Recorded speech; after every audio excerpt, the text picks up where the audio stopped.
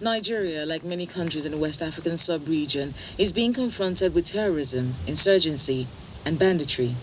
Tackling this insecurity in the 21st century will require the use of digital technology, which has not been adequately deployed in Nigeria. That is the essence of this competition on the development and deployment of unmanned aerial vehicles at the Armed Forces Command and Staff College, Jaji, in Kaduna State. The event, organized by the Defense Research and Development to 145 billion naira. So clearly, the recession is not going round, you might say. But take a look at sports page, of course, that big one. Joshua can beat Fury Mayweather. And of course, you saw that match, or maybe not, but clearly Joshua is making great strides, and we definitely wish him the very best. Away from Vanguard newspaper, let's take a look at The Guardian for you. The lead story doesn't concern boxing, because you might be confused saying Fury there, but it's different. Fury over missing Katsina students. Women students take to the streets in protest. 333 students still unaccounted for, says governor. Group urges Buhari to visit school, especially because they say he's in Katsina State. So why not just take a trip down to the school to show some empathy, they say. And the police deploy special officers. So we wait to see how all this will pan out to, of course, get those students back to safety. So that story starts on the front page and continues on page 2. And just in case you've forgotten about this, experts warn on second wave of COVID-19. I mean, we've seen the figures climb up sharply, so it's quite important to pay attention.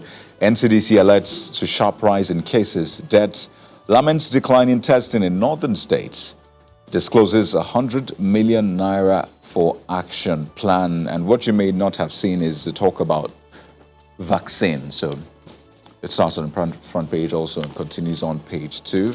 Well, that's the Guardian newspaper for you. The Nigerian News Direct leads with this one. Of course, still on the same story. Kankara, governor confirms 300 students abducted. That's the lead. Stories on page 3. All will be rescued soon, according to the defense minister. Protests rock Katsina, PDP reacts. Find the details on page 3 of the Nigerian News Direct this morning, among several other stories that will definitely be of interest to you. Confusion in NDDC as House Reps Minority Caucus rejects sole administrator for NDDC. Story is on page 3. Many others you can choose from. That's the Nigerian News Direct today. Well, the Daily Times leads with this moving one. Eulogies for patriot media mogul Nda Isaiah. And you see his picture right there, the late Sam Nda Isaiah. Lots of tributes have been pouring in. You see details on page 2 of the Daily Times. And as you'd expect, right on top of that, Buhari mourns leadership newspaper's publisher Nda Isaiah. And of course, in fact, pretty much the front page contains condolences, tributes from government, from individuals, from groups. Well, that's the Daily Times for you this morning. On there. Well, that's the papers this morning. We're back to get on it as quickly as we can. Just stay with us. Government-signed secondary school Kankara, Katsina State is still in the news after kidnappers struck, leaving behind pain and anguish. Academic work has been disrupted, the school premises vacated, while in town there is disquiet just as a high-powered federal government delegation has stormed the home state of President Muhammadu Buhari.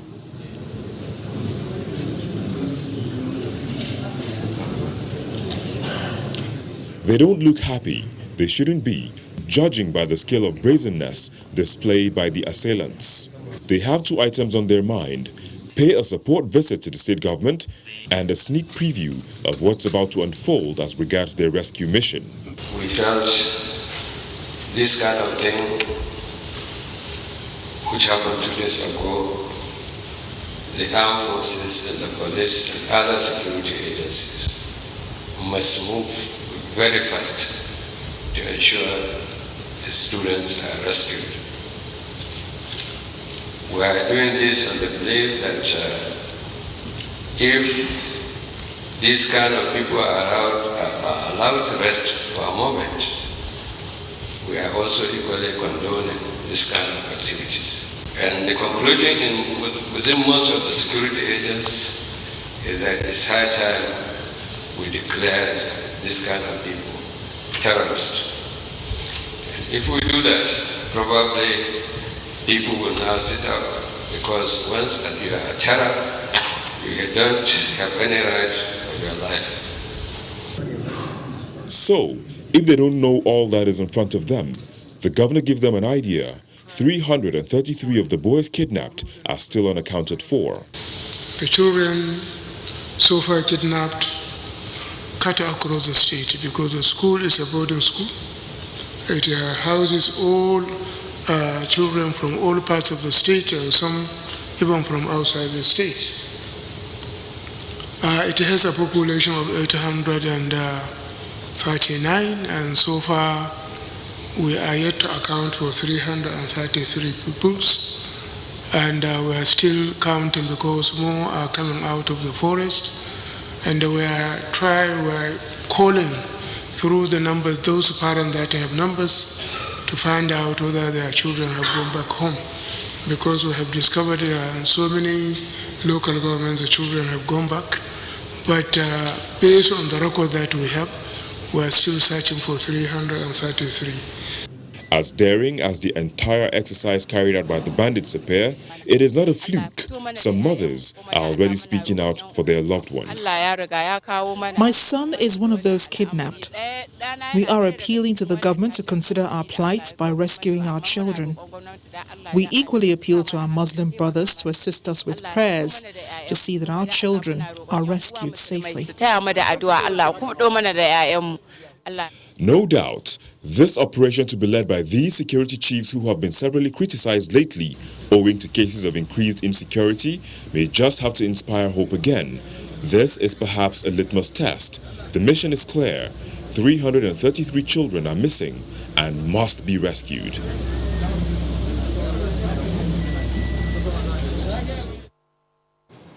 Well, this is what we have now on our hands, and we're wondering what exactly is going on with so many insecurity issues going on, and then this, almost like, what's happening?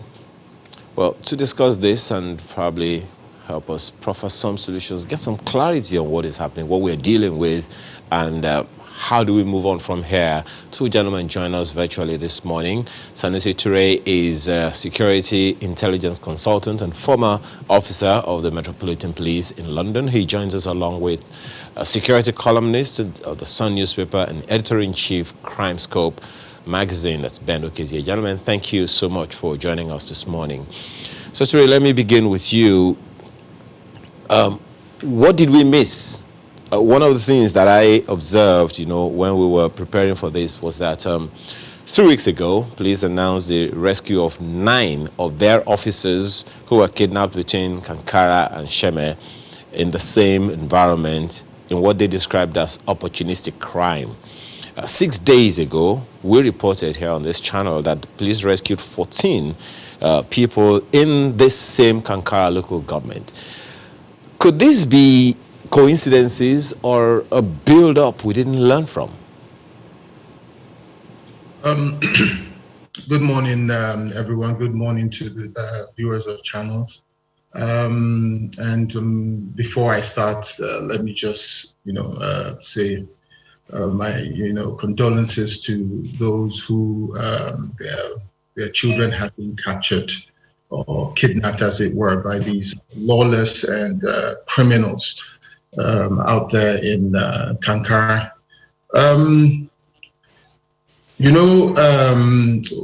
We refer to these individuals as bandits, and bandits are a gang of individuals who operate within a lawless area. And sadly, in Nigeria, we have so many areas that fit that description. We already have a very stressed security environment with regards to personnel, infrastructure, funding, the whole works. We are in a very difficult situation in Nigeria, and it's kind of scary. And it didn't just start today. This is something that has been building up for so many years and decades and whatnot, and it has culminated into what we see now, where we have so many, security issues all around the country, from kidnapping to armed robbery to banditry to insurgency to fraud. I mean, acute criminality, as it were. In my opinion, all of this has arisen from the fact that we've had very, very serious corruption for so long. And corruption has eaten into the society, whereby funding for things that should have taken place consistently over the years were not being done. So here we are, we have, fights across the nation, criminal elements, people who feel they can get away with whatever they want to do because the infrastructure, to respond and to deal with them in a timely fashion does not exist. Now, Mr. Ture, just one moment. Just one moment. There's so much to discuss on this matter, but before we take a break, I'd like to take Mr. Okezie's opening comments as well. When you received this, Mr. Okezie, how did it hit you? I was, thank you very much. Good morning, everyone. I was taken aback to Chibok episode. During the Chibok episode, they came with a bus, a lorry, a car, a vehicle. But in this particular instance, we are being told that they are with motorcycles. So I'm just wondering how they carted away, abducted these children. These are not babies; they are elder, young girls. And then they're telling me that each of the bandits riding the machine was carrying almost 2 or 3 on the bicycle and was still carrying the AK-47, and those girls did not do anything, and they were just carried away just like that, and nothing happened. And they were able to ride their bicycle machine just easily like that. Well, Mr. Okezie, you've raised topography of that area. Just one moment, Mr. Okezie. You have raised issues there that definitely need some further probing, but we'll take that on when we return from this break. Just stay with us.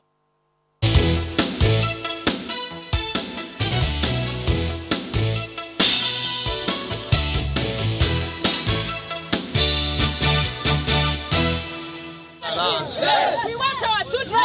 We want our children. We want our children. Lockdown must stop. Lockdown must stop. We want security. We want security. Kankara is bleeding. Bandits is too much. Katsina State is bleeding. We want. The situation has today reached an unacceptable level with the attack launched by deadly armed bandit at Gamansan Secondary School, Kankara. Information reaching us while writing this communique, many students are still missing.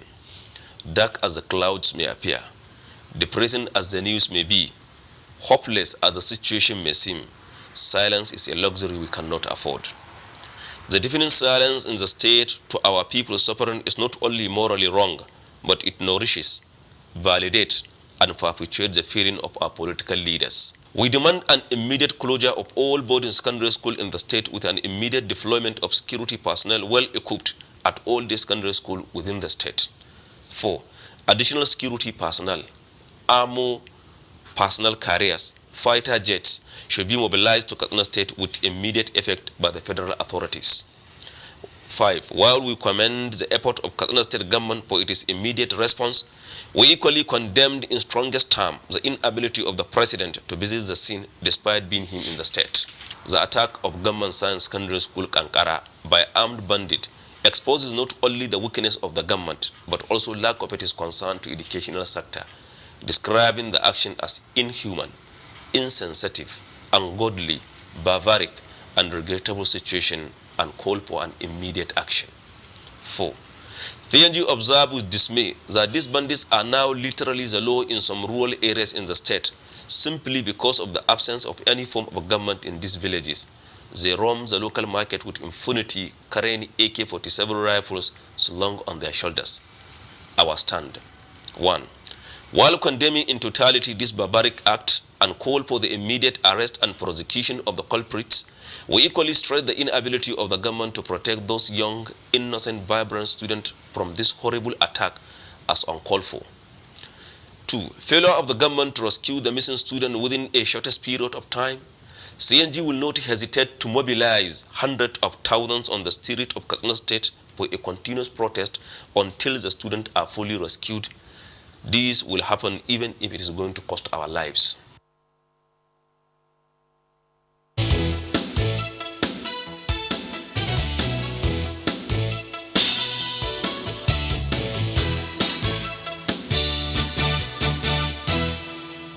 Well, thank you for staying with us. Mr. Ture, let me come back to you on this conversation. So this is where we are now, and a number of questions are on the minds of so many people about how is this even possible in the first place. You may want to respond to what you heard Mr. Okezie say about how this could have been pulled off if at all it was possible that way. In 2014, they had vehicles with which they took all of the girls at Chibok. But this time around, all we have heard so far is that they came with two-wheel vehicles, motorbikes, and we are hearing between 300 and 600 students missing. How is this possible? Well, as far as I'm concerned, at the moment, how it happened, why it happened, shouldn't be of concern. What is of concern is the response. How are they responding to this, these abductions? How are they at the moment working hard to recover these kids from these bandits? The why and how is a matter for later, and this is for us to learn in order to, mitigate further abductions or mass abductions, as it were. So our primary concern at this... Just one moment. While what you're saying right now, makes a world of sense, I'm wondering how we'll be able to deal with the issue if we do not know how it came up in the first place. I mean, a number of people will be wondering, okay, how do we contend with the issue if we don't know how to backtrack, so to speak, or to try to understand how it happened? Yes, but at the moment, the information we're getting is it ironclad? When you're dealing with information, all sorts of information comes out, and you're not sure of which one is true and which one is real and which one is, embellished and whatnot. And this is the sort of things you find when you're dealing with, for instance, intelligence information. You have to sort through the mess or the hash of information that comes through. What is actually real and what isn't.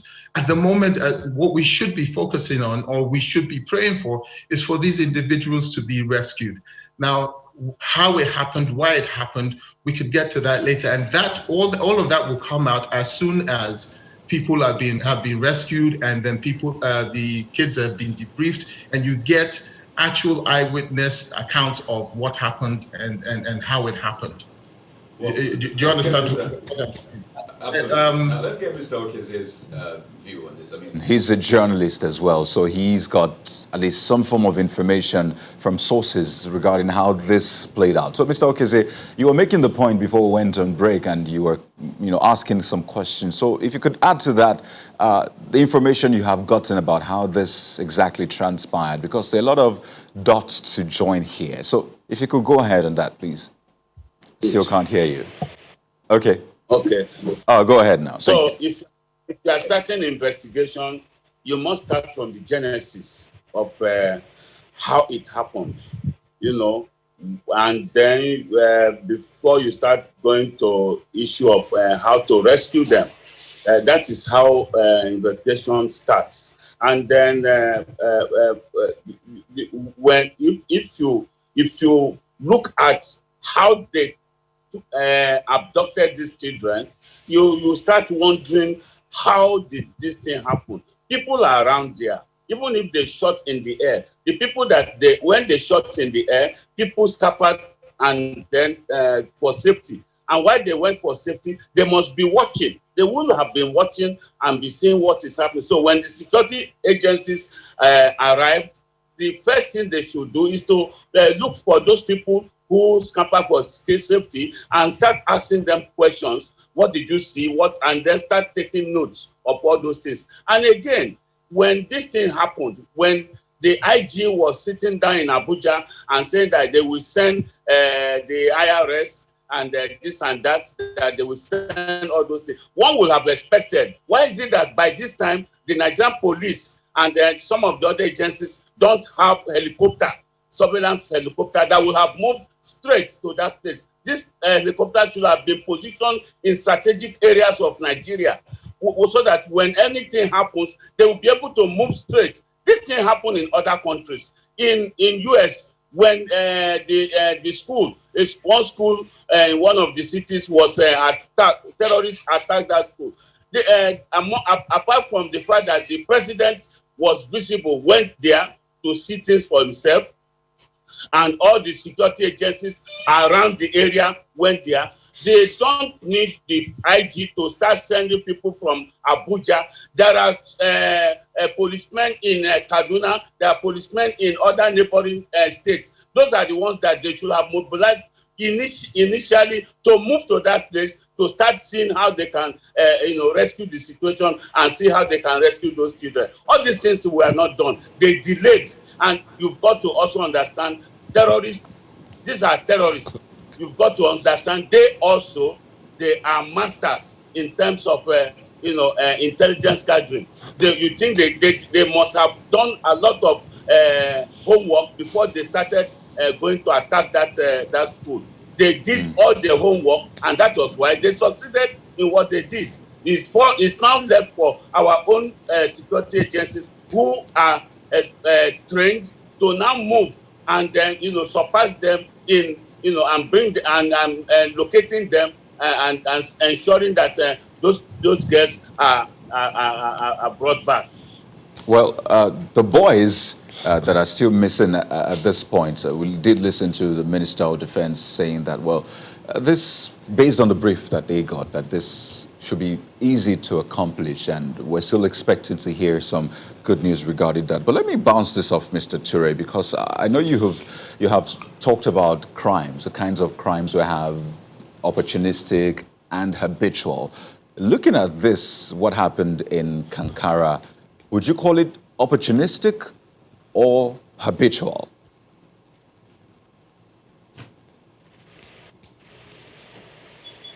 That's for Mr. Ture. Thank you. I'm muted. Bandits are habitual criminals because what they do is their lifestyle is criminal activity. So my only shock is why abduct these kids? What's the motive behind it? For everything we do, there's a motive. I mean, is it for financial gain? Terrorists do it for a certain reason, for the optics. Is it just for the optics? I know the president was in Katsina. Is it an affront to him to say, look, even when you're here, we can do what we want, and you can't do anything about it? But they are habitual criminals. They're not opportunistic. Now, like I said earlier, bandits are people that operate within a lawless area, a gang of individuals that operate in an area where it is said that there's no law enforcement. And like I said before, we have a problem in Nigeria with funding of law enforcement in general. I mean, Mr. Okeze was talking about the fact that in other countries, in the West, you don't need the IG to get involved. You have assets all over the place. That's very true. But guess what? The amount of money that is, appropriated for security is incredible. Let me just give you an example, because I hear people talking about intelligence gathering, and that we must do this and do that. In America, for instance, the national intelligence budget, including the military intelligence budget, is $85.8 billion a year. That's just intelligence, $85.8 billion a year. That's just for intelligence alone. Look, we have an almost insurmountable problem in Nigeria, whereby for so long, the infrastructure for security was not being funded. Population grew. Infrastructure generally degenerated in Nigeria whilst our population grew. We have a huge number of people who have real value to add to society. And when I talk about value, they have no education, they have no skills. How do they make a living? So automatically, their guts is what they will use. So they go into crime. So we have a huge opportunistic crime environment, and we have a huge habitual crime environment. And the only way we can tackle these things is through funding. We need a whole lot of money in order to achieve this. Now, if I wanted to commit a crime in Nigeria, I would do it. Nobody would know, nobody would catch me immediately. But then what matters is what the response would be.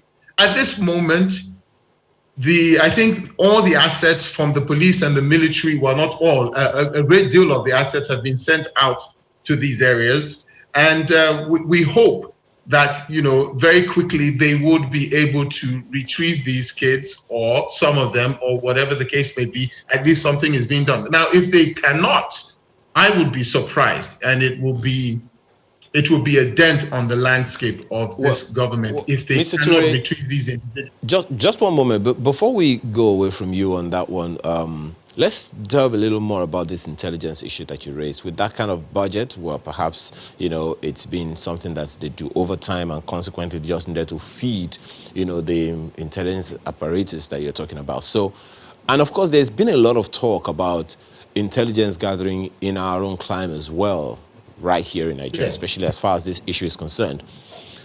When we talk about intelligence gathering, many people generalize it as information. From where you sit, when we talk about intelligence, what are we talking about? Of course, it's information, but it's information designed for action. And intelligence can come from all sorts of places. You have human intelligence, you have equipment intelligence. What is key about the information that you gather is that the information is gathered in such a way that bits and pieces of this information is developed for consumption in different areas. What we have is a fractured system in Nigeria, whereby all the different agencies work independently of each other. Well, they don't, when we say they don't share information, I think what the Office of the National Security Advisor is mandated to do is to gather information from all of the different agencies. Now, but before it gets to them, even within the agencies, there's a way they should gather their information that is seamless.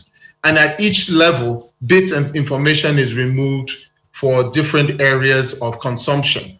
That by the time it gets to the Office of the National Security Advisor, you have analysts who sit there and look for relationships around the different areas of security that form a picture and identifies what is actually going on in the different threat areas that we are monitoring. So what are the threats that we have in Nigeria? So for instance, let's take funding of terrorism.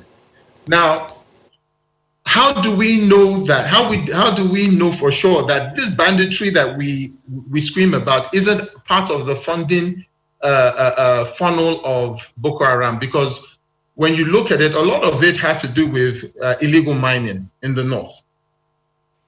And we know for a fact that during the days of Al-Qaeda used to go into some of the African countries to buy diamonds in free, in countries where you have free markets, and use these diamonds to export these diamonds to other countries and then have what you call clean money, in a sense, in a way of laundering their funds that they could use to pursue their wars. How do we know this isn't happening?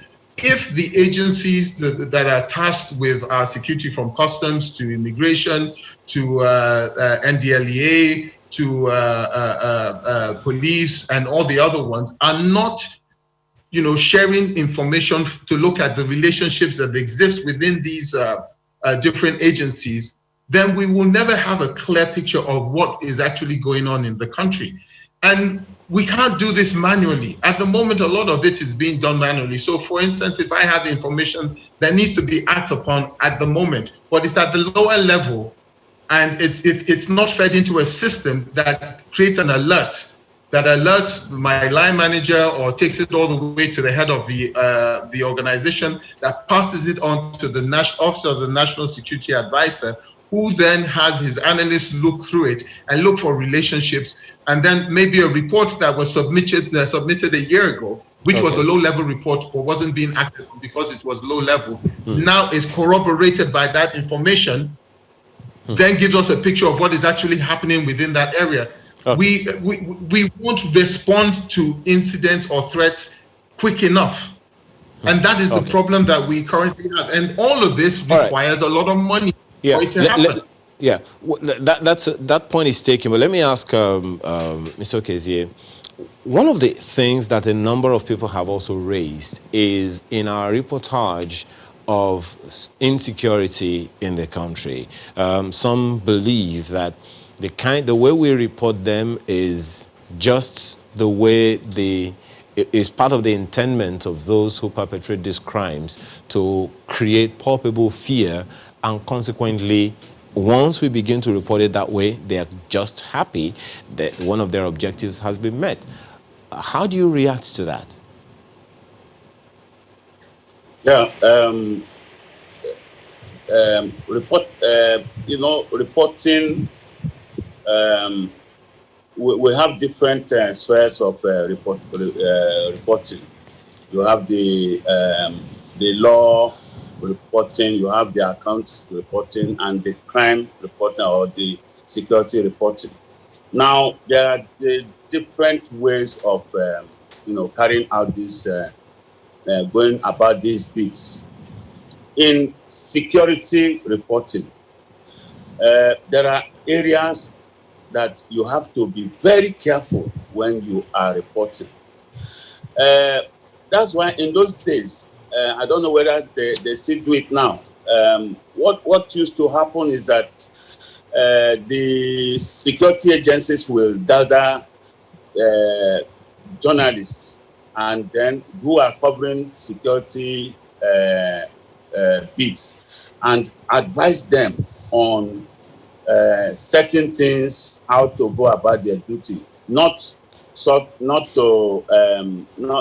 they are they are making them not to carry out their specific duties, but to ask them to have in their mind a boundary line. When issues of national security crops up, you are because you are part of the country, you cannot start saying because you are reporting, then you jeopardize the national security of your country by reporting, because these are things that can give out your country in many ways. So you have to be very careful. In other countries, media journalists, mostly security journalists, are one of those that the government or the security agencies, they hold high up in everything because of their position in coverage. And then when issues like this, most especially when your government is having security challenges, is bound on you to also be very, very careful. And this thing stops at where the news editors and the editors who are the gatemen of the newsroom, they are supposed to know how to fish out the areas that they know that this one this particular report will affect the national security, they can edit that out of just for this national security. These things are done, and it's not that you are doing something untoward. You are doing something that is for the benefit of both the citizen and the government and the institution of the country. Mr. Toure, this government came into power on the heels of that abduction in Chibok, and it was one of the campaign, promises. We're going to fix security, yes, economy and fighting corruption. But security was big because at that time, what we were battling with. I just mentioned the Chibok girls. So a lot of people went to the polls saying, well, a vote for this government means a vote for better security. Few years down the line, the second term of this government, we just had this attack. I mean, we had opportunities to learn from it, really. We had the Chibok, we had the Dapchi schoolgirls attack. We also had some school attacks in different areas. We've had in Kaduna and some other areas. So we had ample opportunity. And don't forget, Katsina, this area has been terrorized time and again. So in the light of this recent attack, really, would you still say this government has done well in that regard of securing students? Like I said earlier, the security situation in Nigeria has been poor for so long. If we take ourselves back to pre this government, personally, I've been involved in security ever since I've been back. And do I think the security situation is better?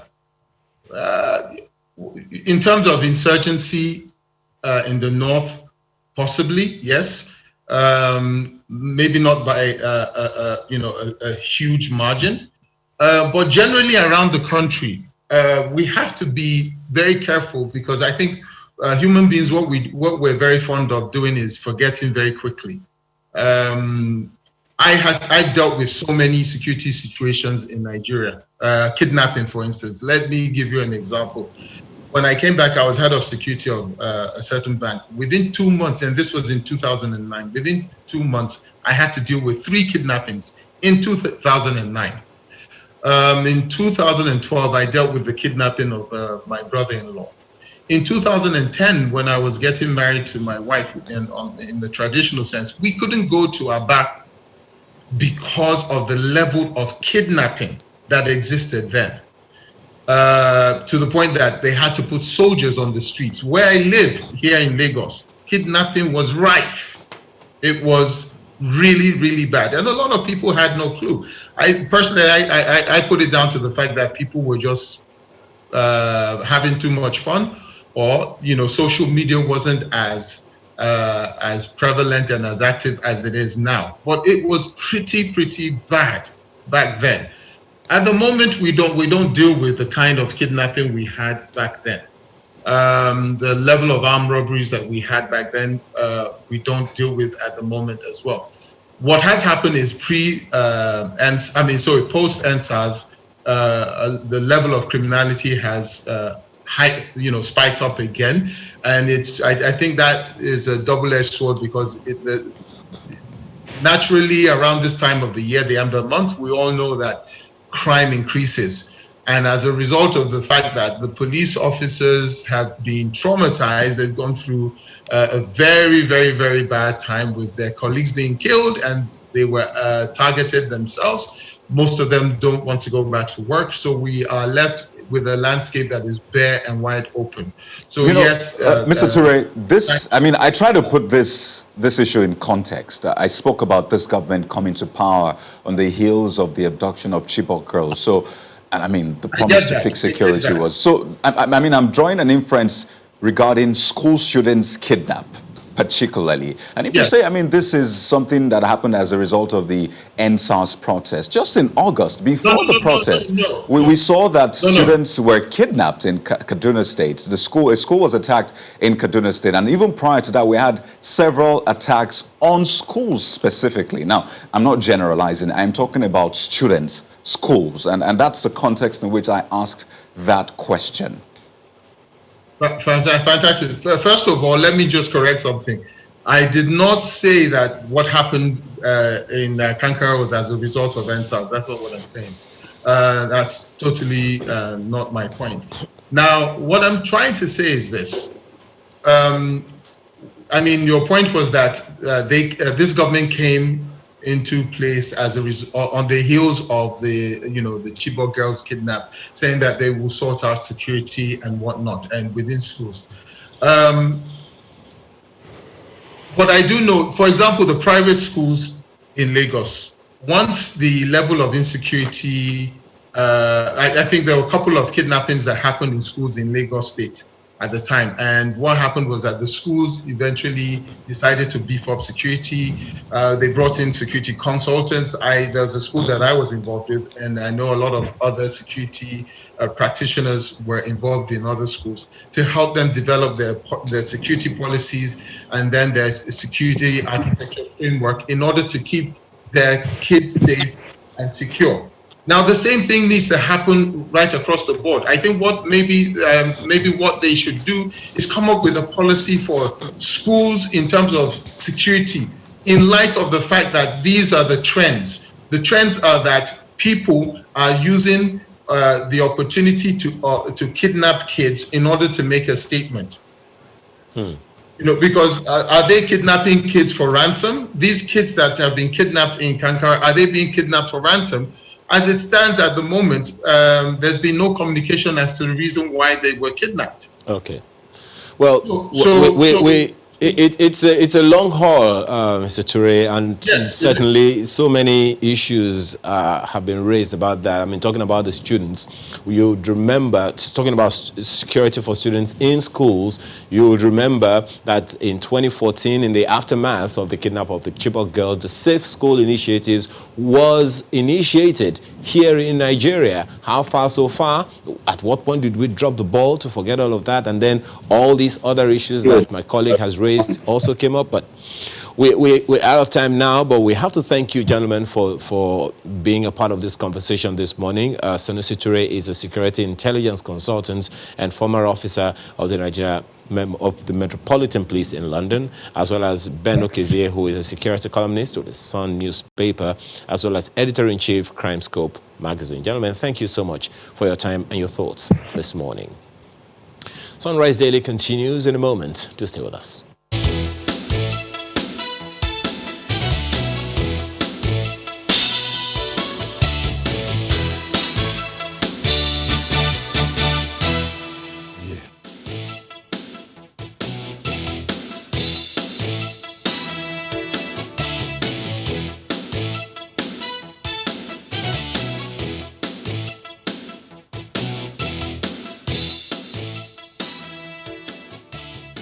So while Nigeria is battling insecurity across states and region, we're also trying to get out of a recession. Call it battle against recession, if you may, because it is said that these issues, security and the economy, are tied together. So if the economy does well, it is said that you'll see security also doing well, not just in terms of funding for the security agencies, but in terms of the reality of people. People have access to more funds and, well, it is said that they might not turn into vices. But that's a conversation for another day. This morning, we're taking a look at Nigeria's recession reality. How soon are we getting out of it, especially in the light of the World Bank's NDU, which was released recently. And to discuss these issues, we have joining us Professor Magnus Kwakol, who is Executive Chairman, Economic Growth and Development Center, a former Chief Economic Advisor to President and CEO, National Planning Commission, and former Professor of Economics at University of Dallas in Texas, United States. Good morning, and thank you for joining us on Sunrise Daily. Well, let me begin with the obvious disparity. So on one hand, you have Nigerian government saying we're getting out of recession as soon as possible, in fact, by the first quarter of next year. But when you take a look at this latest report by the World Bank saying that even for 2021, growth is uncertain, how do we marry these two projections? Well, thank you very much. First of all, thank you for having me on your wonderful show. Well, I mean, the World Bank has to say what it has to say. I mean, they cover the whole world and they compare countries, and obviously have an office here in Abuja, and they look at the economy as critically as anyone. And of course, the Nigerian government collects original data and looks at its own data. So typically, I go with what the Nigerian government says, because that's where we get the original data. But even so, we have to pay some attention to what others are saying that are looking at us. But the way I see it, though, I think that it is a difficult time. I think that we're in some serious difficulty, which we have been in for about 6 years now. You have a situation where over the last 6 years, we've managed to grow just about 0%. Take it probably about 0.3, 0.4% over the last 6 years. And that's a pretty serious situation, considering that our growth rate in the population is near 3%. So that's really serious misery growth, as people would describe it. So what that means is one thing, that we are not producing goods and services that the people want. So we need to be able to look for how we can produce the goods and services that the people of the world want, especially the people of Nigeria. We want to be able to replace the goods that we're importing as much as we can. We still have to be part of the global trading system and trade with the rest of the world, but we've got to be able to produce some things ourselves. And we're not doing that well. So I think that's where the problem is. Even if you look at security that you guys just covered, I believe that the primary reason we have the security problems we have in the country is that we are not producing as well as we should produce. And what that means is that we are not working well with the factors of production. So we need to find a way that we have very good capital formation, capital accumulation taking place. We have to manage our natural resources well. And most importantly, we want to be sure that we are investing in our people. The human capital development is in grave danger in Nigeria. We are extremely delinquent in that area. And so we have to pay very good attention to the investments we put into our people. If you look at the government, when I talked about the factors of production, I talked about natural resources, capital, and of course human resources. But if you look at the role of the government, I think that the government has to be a little bit more purposeful in doing research, in doing development, to try to be sure that the things are going well, that should go well. If you go to most ministries in the government, whether it be at the federal or state level, what you find is that there's very little happening in the departments called planning, research, and statistics. In fact, when I was in government, I noticed that people got pretty upset if they were posted to a planning and research or development department, because that typically was a neglected department, which of course I did not do that when I was there. I think that that's an area we need to pay attention to. We have to do more research and development in the country to try to find out what the problem is holistically. And I think that we have to find a way also to involve all tiers of government. Quite often we dump everything at the foot of the federal government, at the foot of even the president. And when things fail, some people even call for the resignation of the president, which is really, I guess, surprised people say that. I mean, the president wouldn't resign because the economy is doing poorly. I mean, he takes final responsibility, but that's not what the problem is. The problem is not so much with the army chiefs or with the president. The problem is with the stock, with the population. Now, of course, they lead, and they have to take leadership and make sure that they are engaging the people as a whole. They have to make sure that there is serious collaboration, right, between the federal, the state, and local. I don't think that that's happening as well as it should happen. You know, I may have been wrong when I said I may have been wrong when I said that we're not having that conversation about security and economy today. Clearly, you are already getting into that. But, you know, still taking a look at that report, that Nigeria Development Update that was put out by the World Bank, says that in the next 3 years, an average Nigerian could see a reversal of decades of economic growth, and the country could enter its deepest recession since the 1980s. Now, that's a very grim prediction, but something that also hit me is the fact that, you know, the World Bank country director said that Nigeria can choose to break decisively from business as usual and rise to its considerable potential by sustaining bold reforms. Now, the term that was quite confusing for me was business as usual. And for you, if you could just help us understand what constitutes business as usual, because we're looking at a point where we have millions entering into poverty if we don't stop that business as usual. So what's business as usual for you? First of all, I agree with the World Bank that we are in very difficult times. And I agree that we have lost quite a bit in terms of personal and disposable income, that is household income. I agree with them there. There's no argument whatsoever.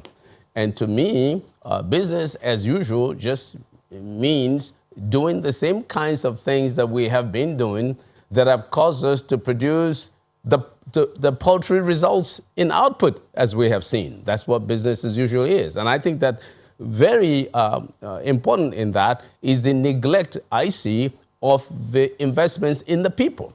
I think that we don't do much human capital development. If you look at our schools are in very bad shape. We go to the elementary schools and secondary schools, especially the public schools. They don't look like what they should look like. And that's an area we need to pay much attention to right away.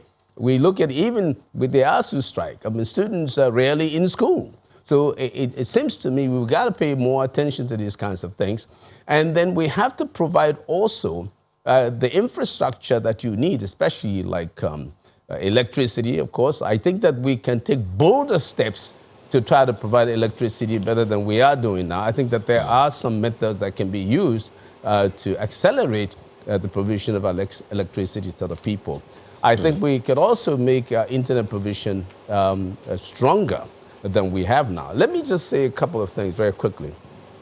I think that, as I tried to say earlier, that we need to find a way to export more. And this should be a local government issue. Every local government should look for something that they can export. I think we can do it. It's extremely critical. A country is not supposed to be, I'm going to use a kind of a funny term here, we can't run a sort of a Milky Way economy where everything has been liquefied. A certain lumpiness is required. What I mean by that is we need to be able to find grains throughout the economy. That is, we need to have lumps, places where we identify that this local government can produce cashew nuts. The other local government can produce fish. The other local government can also produce fish. This other one can produce such and such, and they are exporting them. If you look at our exports per capita, it is not anything to write home about. The exports of Germany per capita versus Nigeria is like 70 times. It's like 70 times what we export is what I'm trying to say. Whereas if you look at our per capita GDP, it is not quite as bad. Maybe 20 times. Their per capita GDP is about 20 times ours. But their exports is like 70 times ours. So that tells me something is happening here. We are not exporting well at all. I mean, of course, as everybody knows, we are mostly just exporting crude oil. And I think that we can be exporting a lot more than that. I used to argue that we should produce. Now, then you ask a question, where are the areas where we can export? Well, the number one area is obviously agriculture. But I always argued that we should process our agricultural products and export them. The other area is the area of technology, soft technology. Most of our guys are very good these days at programming, at computer coding and stuff like that. So I think we should give them the empowerment, the enablement to be able to faster internet speed to be able to communicate with people outside and do a good job exporting those kinds of services. Yeah. But Well, in agriculture, we can just simply export what we have. Okay. I mean, just export a lot, produce more, and export them. And then as time goes on, you process them. But we are in dire straits right just now. one moment before we need to veer off that conversation. That you started something earlier, Prof, and I'd like you to step up on it. I mean, you've worked, at the federal level, being an advisor to the president. You've even coordinated the National Poverty Eradication Program before.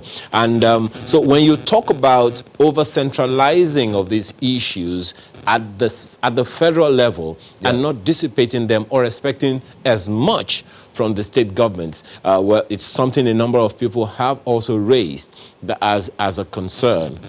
How significant is the role of the states, or how much can the states do themselves, given what some of them say is the limitation that the Constitution has placed on them to access some of the things that they have? Do you think they have what it takes now, I mean the states now, the subnationals, to help develop this infrastructure that you're talking about, to help bolster or at least start off the production process that we can scale up on over time to help us get out of this recession that the World Bank is suspecting? Absolutely. I think that there are some things that can be done. I think we need to pay more attention to microfinancing, for example.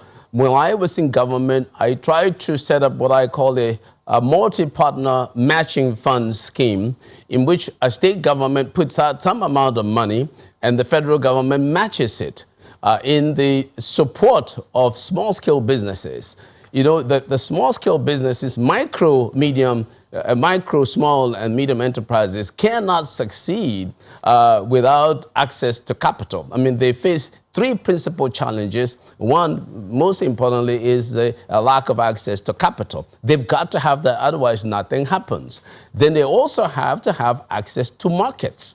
And I think that in these two critical areas, the government must be involved in looking for markets for them, even outside of the country, and in looking for access to capital for them. That has to be provided, because it's not that easy for little guys in our communities to have access to that. The other area is access to information.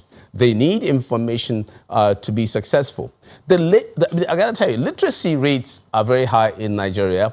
So, I mean, illiteracy rates are high.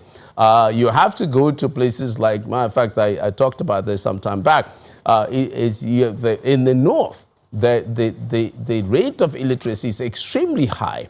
There is no way that you can be globally competitive if you cannot read and write and do business in a major, in a global language, such as English. It is just impossible to do so. So we have to find a way that we intensify our adult literacy programs, our school literacy programs, make sure that our people are reading and writing and being competitive. The reason you see Nigeria lagging behind the way it is lagging now in terms of the economy, and we can say so, we don't need to wait for the World Bank to tell us this, because we can see the numbers ourselves. The reason is just because we are not competitive.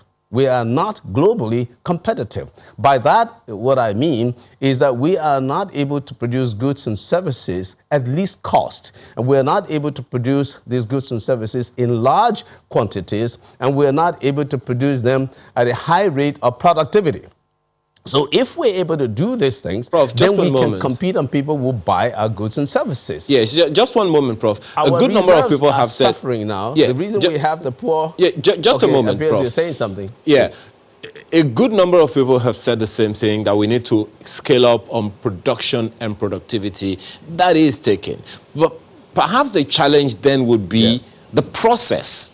Just as I said, and I'd like to emphasize again, there is the need for that collaboration or conversations between the federal government and the state governments to ensure that the needful is done to scale up production and productivity.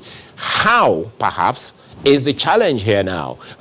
Is it a problem of policy, a problem of collaboration? Just what is the issue? What's the reason why we are unable to even produce at all, or much less scale up our capacity to produce, just as you are suggesting, as a number of other people have? Well, I think it's political will on the part of the federal government and the state governments. The state governments can initiate it. The federal can also initiate it. When I was in government, I tried to initiate it, as I said, through the multi-partner matching fund scheme. So what I think should happen is that every state should look to production as critical, as probably the most important thing, because you need human beings to do that. For you to produce, you need your people, your households to be involved. That means you got to invest in them. You got to pull them together and say, what is it that you need so that you can produce more yam, so that you can produce more cassava, so that you can produce more snails, so that you can produce whatever it is that you need to produce. There are states, for example, in Nigeria that I believe can do more meat packing. If at all we do it, we can export meat all over Africa. We are buying meat today from South Africa. If you go to ShopRite, you will see it packed from South Africa. I think that we can produce meat that will feed our people and sell in our stores and even export out. In fact, I can also tell you that through collaboration, even southern states can partner with northern states. I mean, River State, for example, they can partner with Katsina State and get the meat from Katsina and process and pack it. They can work it together. I expect to see a lot more collaboration amongst the states than I do see today, across board. Northern and southern states should get together. You should not be bounded by geographical constraints. I think they can get over that. So you use the word collaboration, and that's a very extremely important word in today's global economy. We're looking at the so-called fourth industrial revolution that involves much automation on top of digitization and artificial intelligence and all those kind of things. So that means that other countries are going to start to produce things at a very high rate of speed. And we will not be able to compete with them if we do not start now. So first to start, we need to have collaboration first inside of the country. Then we also will need collaboration outside of the country. So if we cannot produce the big machines, we can produce the software. Our guys are very creative, very ingenious. I've been talking to a lot of young guys that are very, very sharp. Even our little kids are doing wonderful things, coding. I see them coding programs, developing apps and all of that. We need to help these guys to build markets.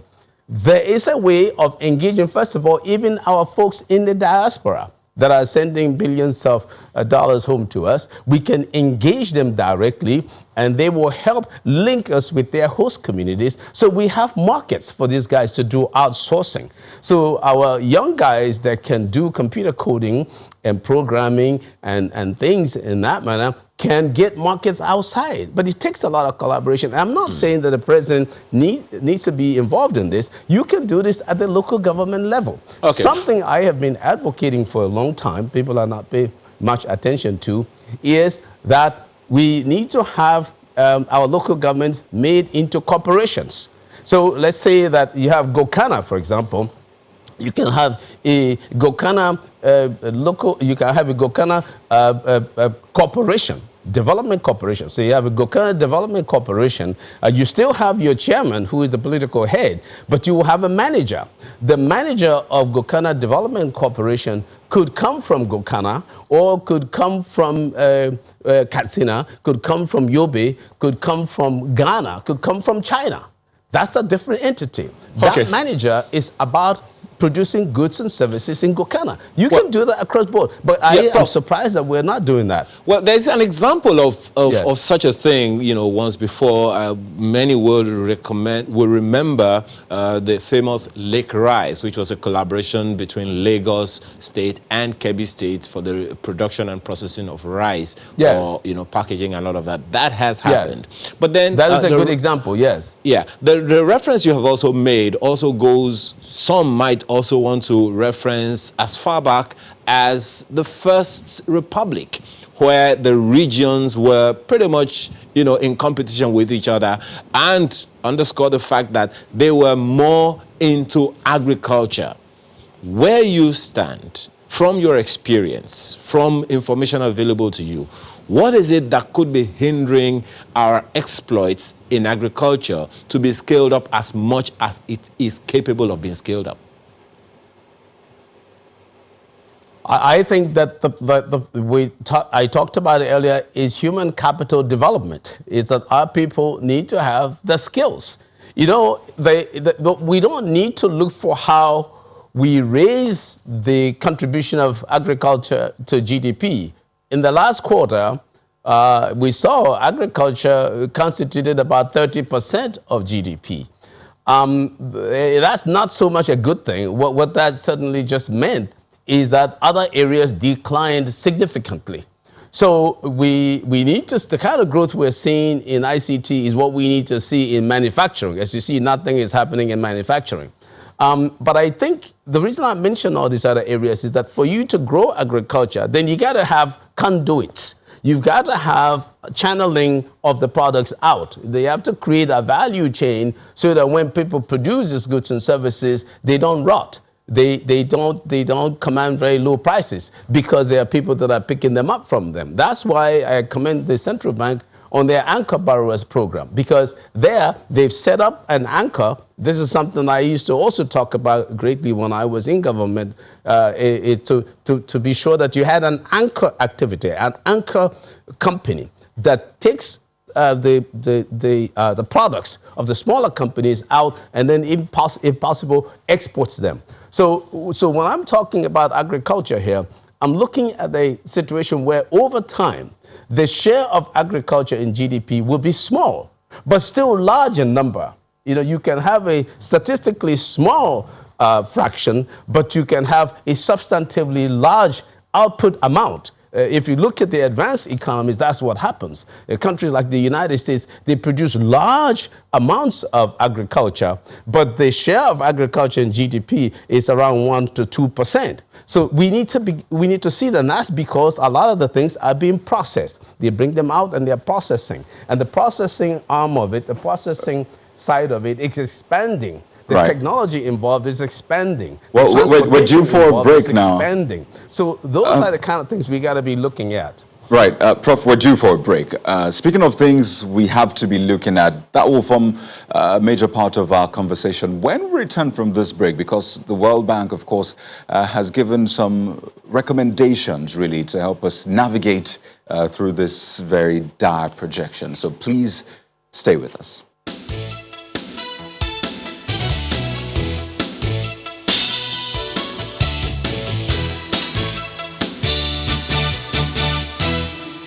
Let me assure all Nigerians that monetary and fiscal authorities are alive to their responsibilities to restore the Nigerian economy back to recovery.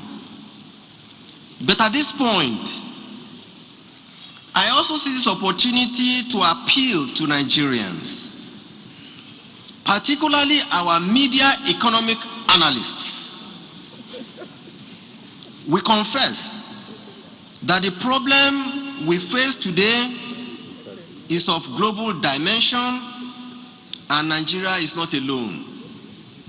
The global economy is today challenged, so Nigerian economy is not alone challenged. Although the 2016-2017 recession was challenging for the authorities, Nigeria exited that recession in just after 5 quarters. Notwithstanding the challenges posed by the current crisis, we are very optimistic that Nigeria will surmount this challenge. And indeed, recovery is in sight.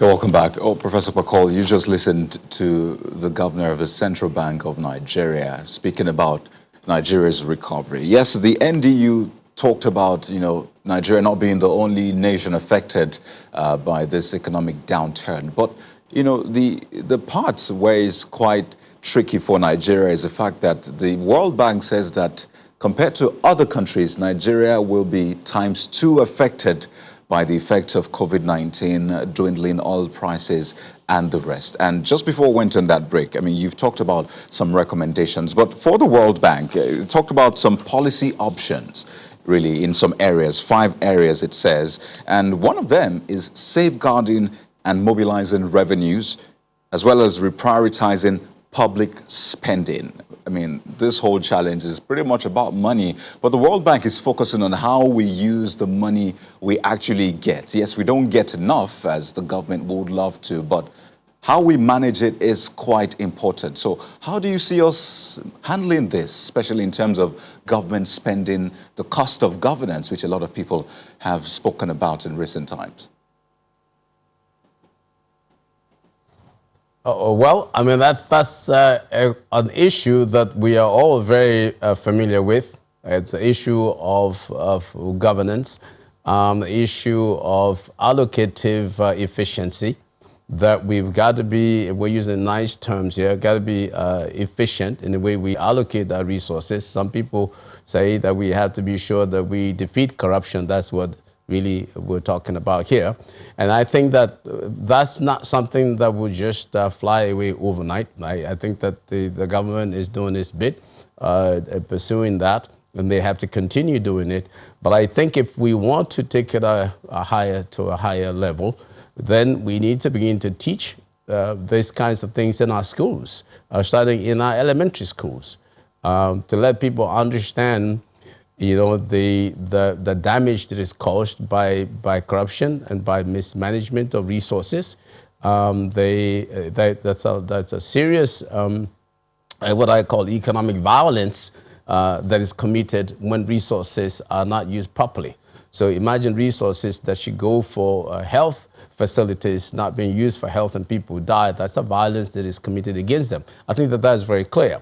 And I think that that's a political issue to a very large extent that I think our governments, federal, state, and local, should be very serious in looking at, especially the National Assembly should be serious looking at it, and I believe that they are doing that. But as far as the economics of it is concerned, I think that there are some things we can digitize a lot of our procedures a lot better. So that we minimize, we reduce the loopholes that may exist. So that's what I would say about that. Now, I think that the other things that I just want to talk about, for example, with our currency, that when you look at the gap between the parallel market rate and the official rate, you see it is pretty large. So that gap, I think, is being operated by a couple of factors. One is speculation. There are people that are very speculative there, and I think they're speculative because they don't see much happening in the area of production, and that's because production has been hinged perilously on crude oil, on the price of crude oil, and that's in serious danger going forward. I suppose that's something also that the World Bank is probably concerned about. We see a Biden administration coming in. They've appointed a John Kerry as their climate change czar, and giving him really a cabinet level type of position, and that's pretty serious. That shows me that the president of the biggest economy, the strongest power in the world, is concerned about climate change and is going to be taking steps against fossil fuel issues, against carbon dioxide emissions. And we rely pretty much on that. So that means we have to be very strategic right away if we want to be successful long term, to find a way that we pivot away from too much reliance on fossil fuels to other kinds of energy sources like wind and solar and turbine and things like that. So I hope that our authorities, I'm pretty sure that we have competent hands that are looking at that issue, because that's going to be extremely, extremely serious. The over-dependence on crude oil's revenue is just mind-blowing. And it's amazing that we've not solved that problem up till now. We have to solve it. Otherwise, it's going to be really difficult. The reason I think that World Bank emphasized that we will suffer more than perhaps other countries is because we were already in trouble before COVID hit. So we were in we had the 2016 recession, and the economy came out of recession, as the governor of the central bank said, but very tepidly is the problem. You know, we never came strong out of the recession, and then now there's another recession that may cause this year's decline to be perhaps upwards of 4%, as some people are projecting, and that's pretty serious. So and how do you get out of it? I think that you get out of it doing the kind of things that I was talking about. You know, all hands must be on deck. This is not theoretical. This is something serious. I think we got to get at the state level. Since the state governors control the processes of the local government, I think they should do it immediately. They should do it today. They should call the local governments together, and the chiefs and the elders, and say, what can we produce that we can sell to the people of the world at very high quality? And we may need collaboration here. That's quite interesting. With the federal government. We need collaboration with people outside. Pardon me, Button. That's quite interesting. I think this is really what the solution is right. To produce goods and services that we can export.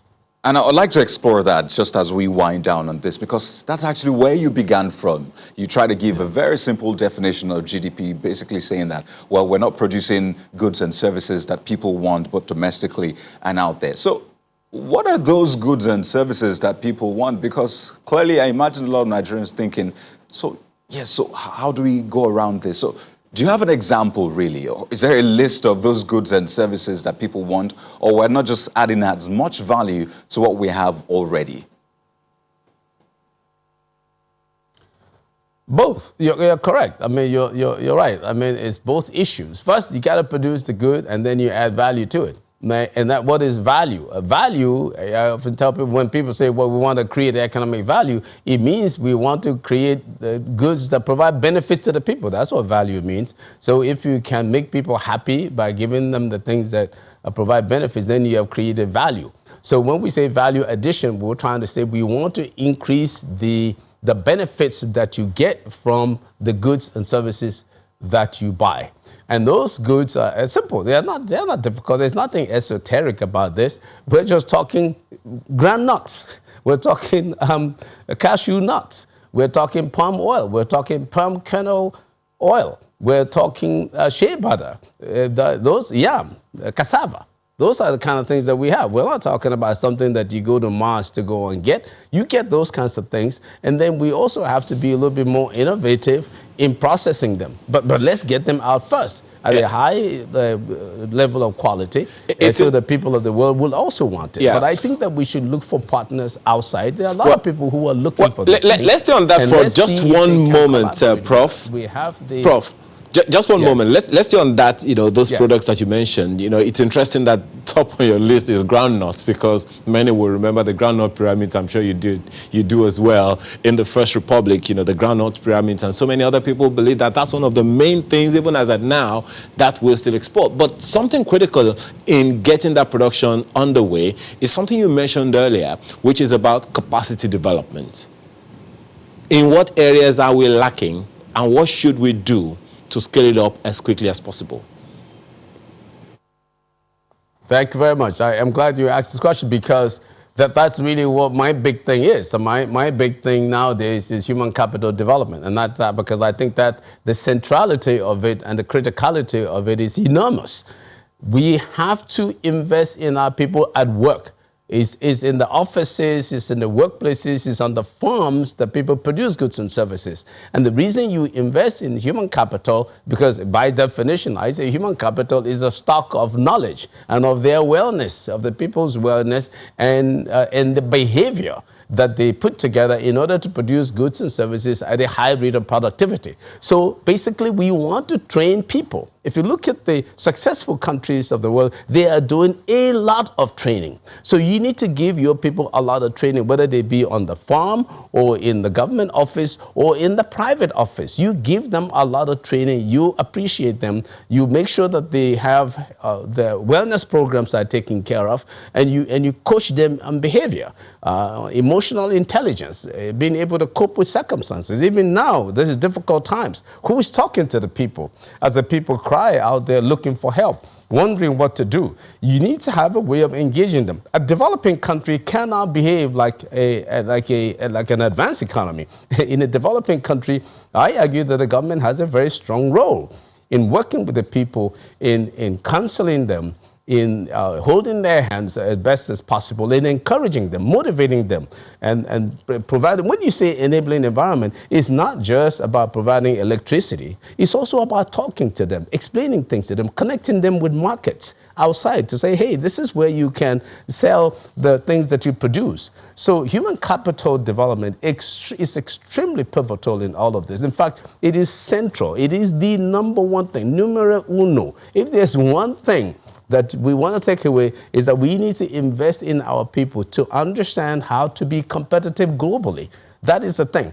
The fact of the matter is that coming out of COVID, I think many other countries are going to be stronger because they've taken this time to do research and development, to examine the circumstances and try to see how the nature of the competition is. And I'm hoping that we are also doing so, because the competition is going to be stiffer after this. Everybody's going to want to come out there and be competitive. Are we coming out to be competitive? To do so, you got to have your people ready, and that's where human capital development comes in. And this has to happen across board. Literacy programs to older people, tax-specific literacy programs, tax-specific skills training. We got to convert knowledge into skills.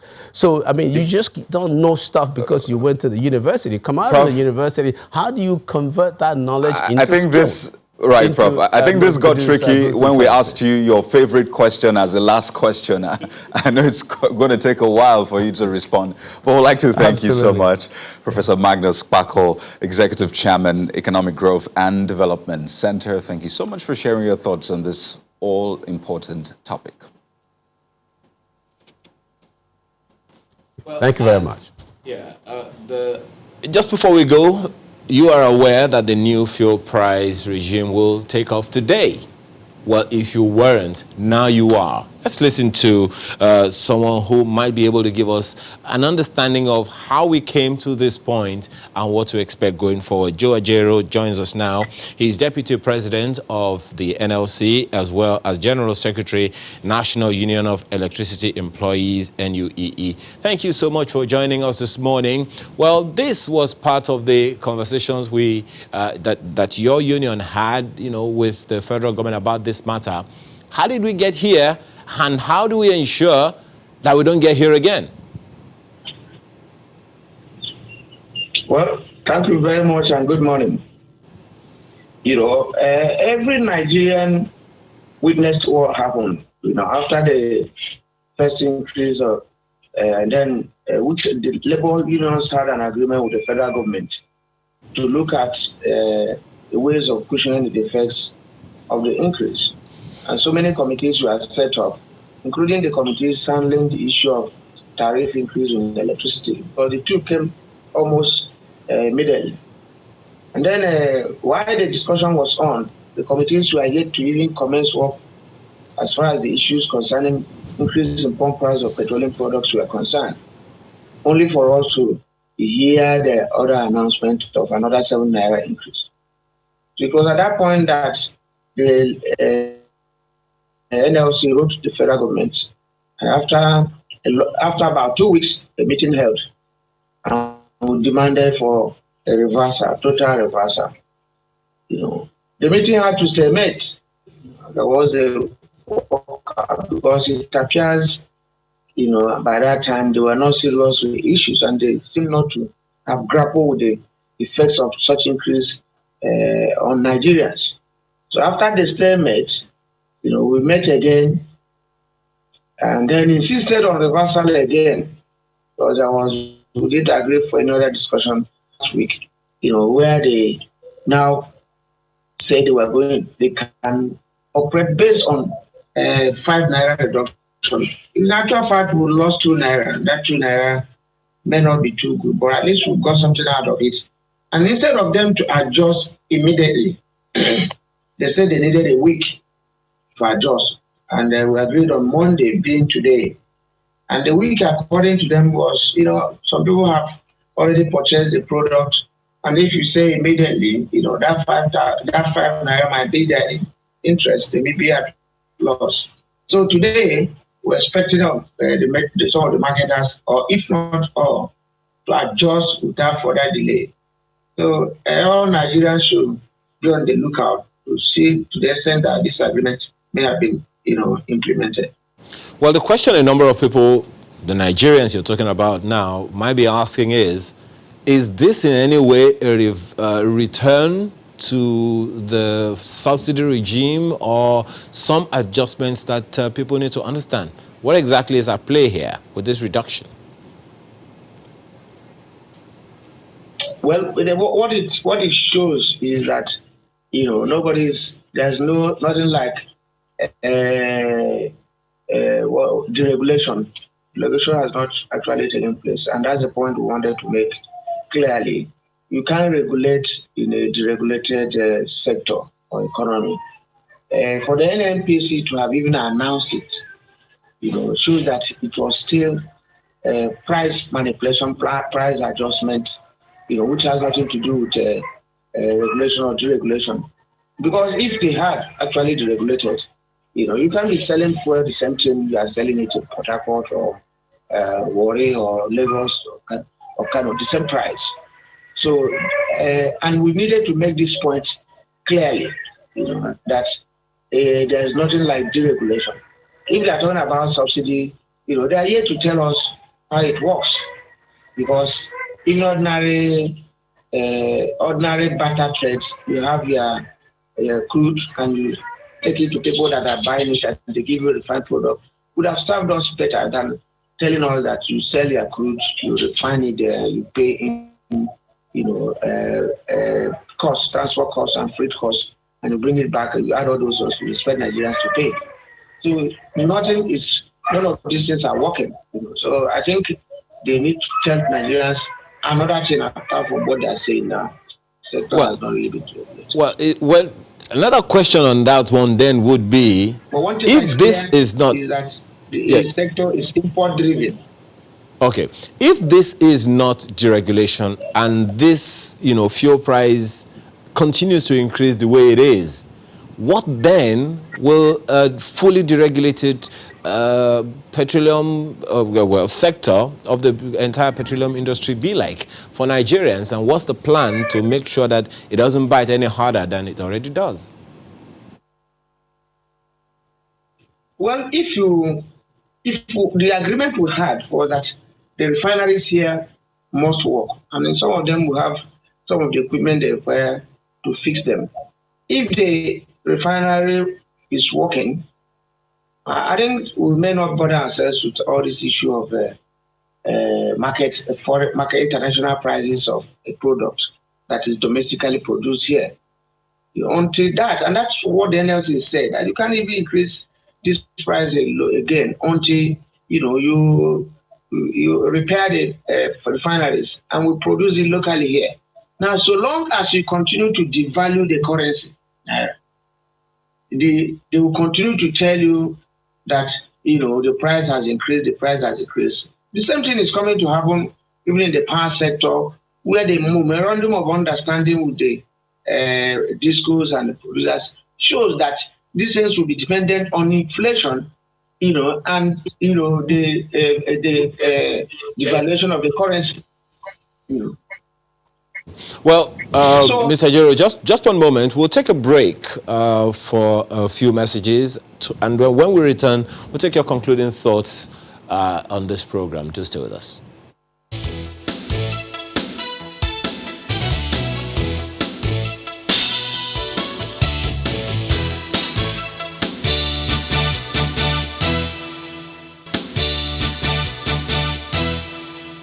Well, thanks for staying with us. It's our concluding moments now with Mr. Jero. Oh, yes. Mr. Jero, the day has finally come, right? And a lot of Nigerians will be going to the filling stations to see how much they'll buy petrol for. You have said you agreed with the minister for a 5 naira reduction, but the marketers are saying that is not possible, and they gave their reasons. So the question will be, did you get the buy-in of the marketers, of the NNPC, and did the NNPC tell you, okay, the marketers are on board, or this was just an agreement with the minister, and then what Nigerians will find at the fuel pump will be different? Just how clean and clinical was this agreement?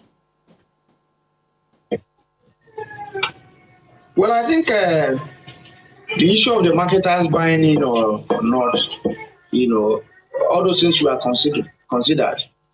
At the previous meeting, where we had this agreement of reversal, total reversal, the GND of the NNPC asked for 1 week.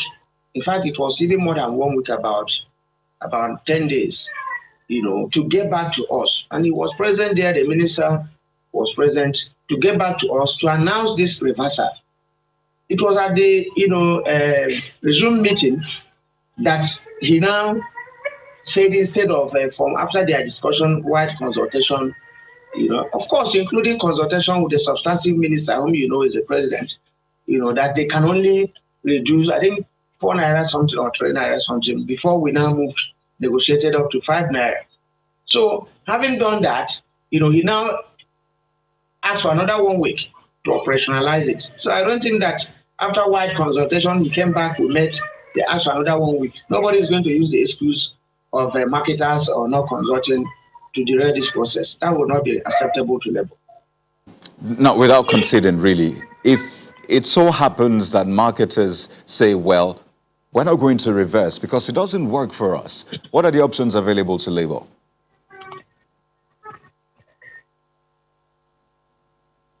Well, the implication of not keeping to agreement. Labour has options, to equally demand for even the reversal of the previous increase. There are other options left for us. There are other options of equally Nigerians insisting on the new price. I think there are a lot of options left for us, but those are not things we are letting bear now, because we don't expect the government itself and the Minister of Petroleum, being the president of the country, to renege in this small agreement. I recall that months back, when you started the negotiations, it was not just about fuel price increase. It was also about electricity tariff. And I recall that there was a technical committee set up comprising ministries, departments, agencies, NLC, and the TUC. And the plan was to understand the justification for the new policy in view of the need for the validation of the basis for the new cost-reflective tariff as a result of conflicting information and all that. Basically, you're meant to do a fact-finding mission as to what will really happen with electricity tariff in the country. Have you come to a conclusion on the way forward? Are we going to see an increase in the tariff, or what is the situation? Well, we have started work. And our interim report led to the reduction of tariff in some percentages, 10%, 10.5%, 30% for those in Band C. But that was interim report, and we were supposed to have done a public hearing across the country and talk to consumers as well as the operators. So we started actually from Lagos, Ikeja, Eko, Disco, went up to Baro Disco. We couldn't continue last week because of certain challenges that some of the members of the committee, 1 or 2 of them, were quite indisposed. So we couldn't continue with Abuja and Kano. So to that extent, at the last meeting, we asked for a date to conclude by January. And because the public hearing we had already is not representative enough to determine the situation. But even at that, the discourse are itching for another increase. Since according to them, the agreements were based on the devaluation and some other economic indices, which we told them at our public hearing that those factors cannot determine, how electricity price is determined in Nigeria. So we have only identified gas as the main problem because they dollarize gas. The gas that is produced in Bayelsa, in rivers, in some other places, they first of all place a dollar price on it and then sell to Nigerians.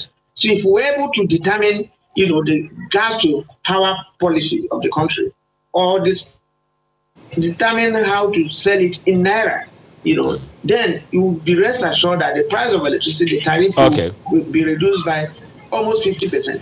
All right, Mr. Ajero, well, most certainly the conversation on this one and several other issues that you have raised are not going to go away unless you do something about them. But we have to thank you very much for your time and your thoughts this morning on the policies that you have discussed. Joe Ajero is Deputy President of the NLC, as well as General Secretary, National Union of Electricity Employees, NUEE. Thank you so much for your time and thoughts. Well, that's Sunrise Daily today. We trust you will have a great day, and please spare your thoughts for those more than 300 children taken from Kankara in Katsina. I'm Ayo Makinde. Have a wonderful day. And I'm Kayode Kikyodu. Thank you for joining us.